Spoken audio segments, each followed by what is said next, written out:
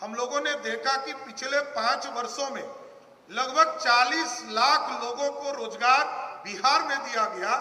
तो हम लोगों ने इस बार फोकस किया कि 2025 से 30 हम लोग 1 करोड़ लोगों को सरकारी नौकरी और रोजगार देने का काम बिहार में करेंगे। इसलिए कई चीजों की व्यवस्था की है।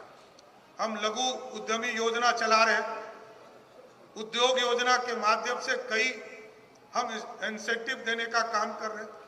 और जिस बिहार में लैंडलॉक स्टेट मानते थे हम हजारों एकड़, हम लोगों ने प्लान किया कि अब जो हमारे यहाँ हाईवेज बन रहे, जो एक्सप्रेसवे बन रहे, चाहे वो सिलीगुड़ी से लेकर गोरखपुर का हाईवे एक्सप्रेसवे हो, पटना से पूर्णिया का एक्सप्रेसवे हो, चाहे वो हल्दिया से रक्सौल का एक्सप्रेसवे हो, इन तमाम एक्सप्रेसवे पर यह कल्पना की गई कि अभी वहां जमीन सस्ता है। और आपको जानकर आश्चर्य होगा कि मधेपुरा में हम लोगों ने 600 एकड़ जमीन लिया और हमको वहां पर यदि कंफर्टेबल तौर पर मात्र 40 करोड़ रुपया में जमीन उपलब्ध हो रहा है। पूर्णिया में हमने लगभग 700 एकड़ जमीन लिया और मात्र 60 करोड़ रुपया में हमको जमीन उपलब्ध हो रहा है, क्योंकि हमको इंडस्ट्री पूरे बिहार में फैलाना।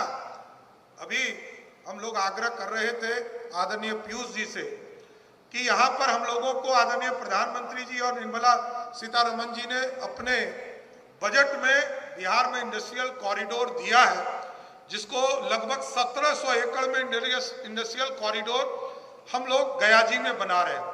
हम लोगों ने 1300 एकड़ जमीन और उसके लिए 3000 एकड़ जमीन उपलब्ध कराए। लेकिन मैं आग्रह करूंगा पीयूष जी से विशेष तौर पर कि एक इंडस्ट्रियल कॉरिडोर से हमको नहीं चलेगा। बिहार में 14 करोड़ आबादी है, यहाँ कम से कम 4-5 और इंडस्ट्रियल कॉरिडोर बिहार को दीजिए। यही आग्रह करूंगा कि प्रधानमंत्री जी का विशेष स्नेह मिला है हम लोगों को पिछले 1.5 साल में, 2 साल में और पिछले 11 साल में। मैं गर्व से कहता हूं, मैं फाइनेंस मिनिस्टर भी हूं बिहार का। पिछले 11 वर्षों में हमको लगभग 14 लाख करोड़ रुपया मिला है सिर्फ बिहार के बजट